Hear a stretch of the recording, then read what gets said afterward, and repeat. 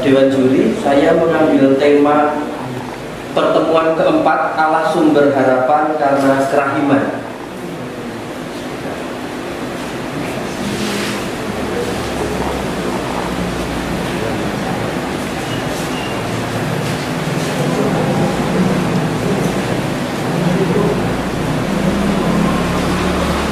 Kasih Tuhan mengalahkan kedegilan orang Israel. Pembacaan dari kitab Amos. Ketika Israel masih muda, kukasihi dia, dan dari Mesir kupanggil anakku itu. Makin kupanggil mereka, makin pergi mereka dari hadapanku. Mereka mempersembahkan kurban kepada para Baal dan membakar kurban kepada patung-patung.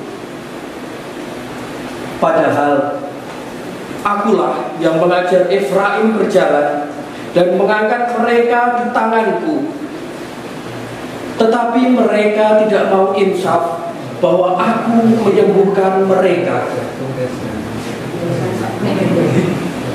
Aku menarik mereka dengan tali kesetiaan, dengan ikatan kasih. Bagi mereka, aku seperti orang yang mengangkat kuk dari tulang rahang mereka.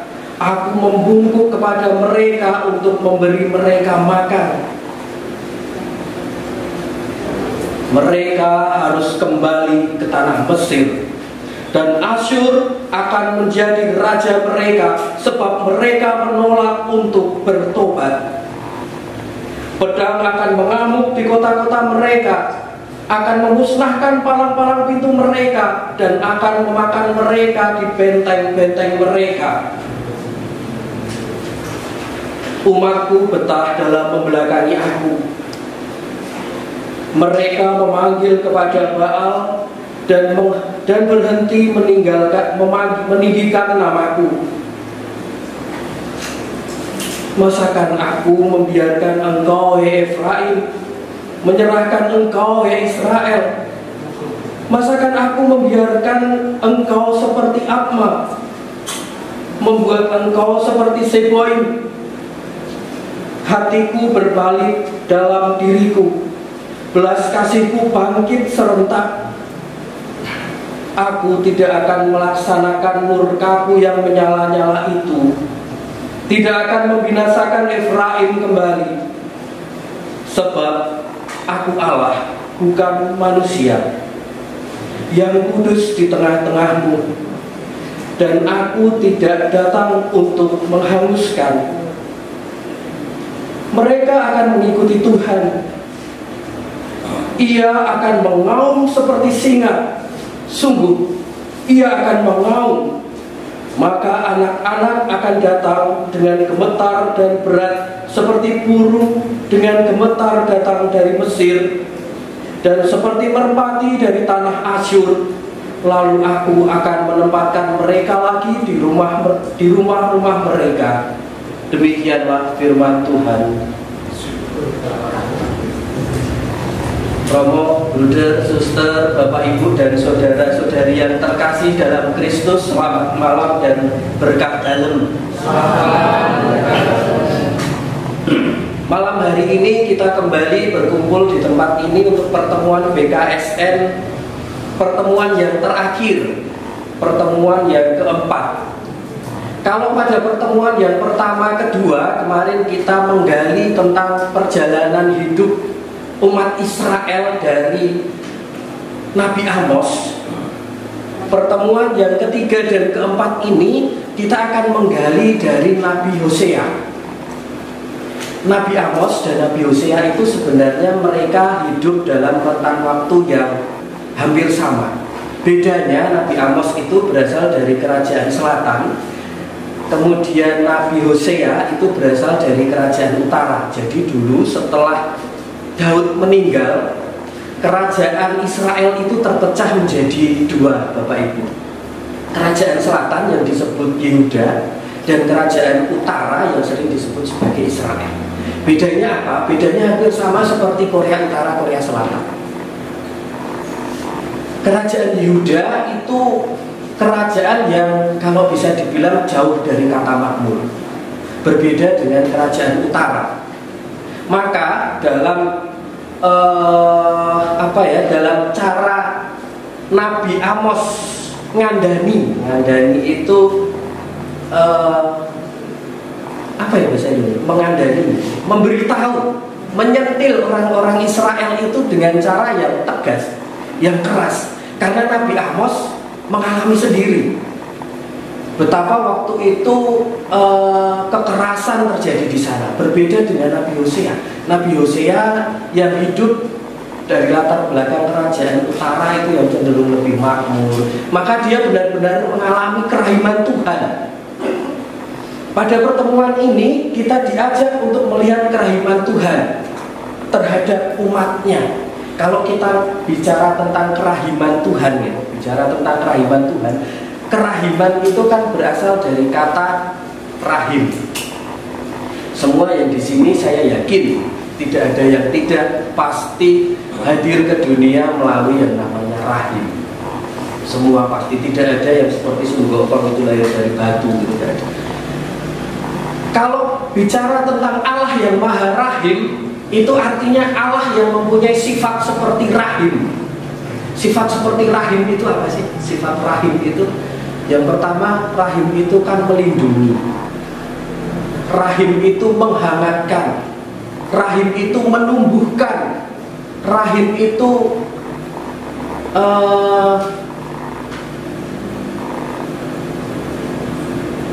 apalagi ya, rahim memberi makan, dan yang terakhir yang pasti tanpa syarat.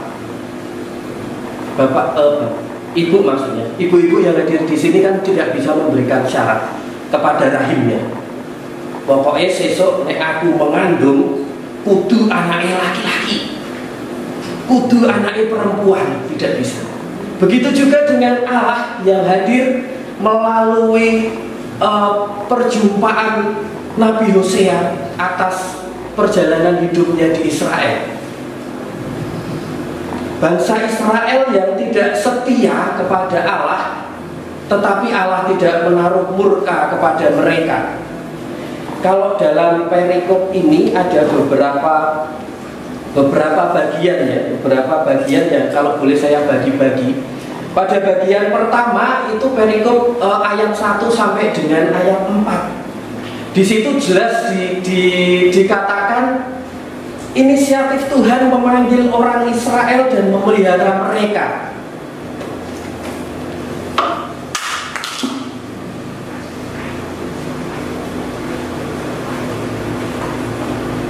Makin kupanggil mereka, makin pergi mereka dari hadapanku. Dan yang lebih luar biasa lagi di ayat pertama. Di ayat pertama itu disebutkan kupanggil anakku itu. Tuhan Allah langsung menyatakan ini Israel, anakku. Tidak pernah menyatakan itu kepada bangsa lain. Artinya apa waktu itu? Kalau ada beberapa pentafsiran juga yang menyebutkan bahwa inilah Allah yang mengadopsi bangsa Israel. Ketika mengadopsi itu harus menyatakan bahwa ketika orang itu mau mengadopsi, kalau Bapak Ibu pernah lihat mungkin mengikuti Ikatan Cinta itu, ketika keluarga Aldebaran mau mengadopsi si Rena itu harus dalam kondisi yang bebas, yang tidak terikat oleh orang tua siapapun, karena waktu itu dititipkan di panti asuhan. Itu baru bisa diadopsi. Artinya bangsa Israel waktu itu bebas.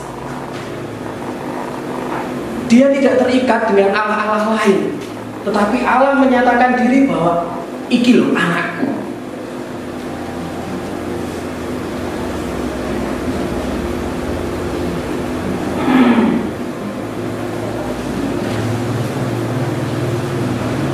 Pengadopsian itu dimaksud dalam Hosea itu artinya bahwa Tuhan juga memanggil umat Allah untuk diselamatkan dari perbudakan Mesir. Tuhan itu menyertai Israel dari keluar dari Mesir sampai dia menemukan tanah yang terjanji.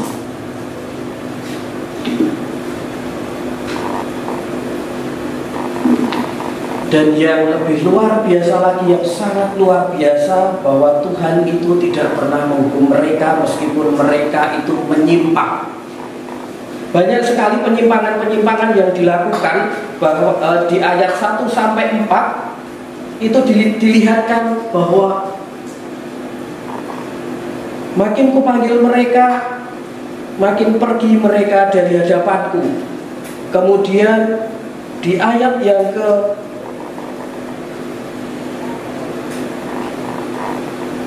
ketujuh, umatku betah dalam membelakangi aku, mereka memanggil kepada Baal dan berhenti meninggikanku.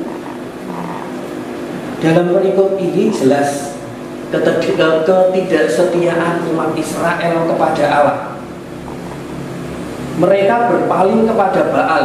Baal itu sebenarnya adalah dewa-dewanya orang Kanaan. Orang Israel justru mempersembahkan persembahan kepada Baal. Mereka dari perikop ini jelas sejumlah ketidaksetiaan ya. Yang pertama itu tadi bahwa Tuhan memanggil tetapi mereka berpaling. Kemudian yang kedua, Israel itu menyembah Baal.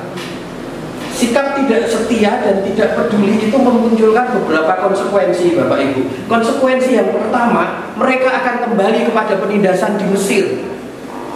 Yang kedua, mereka akan mengalami penindasan lagi di tanah mereka.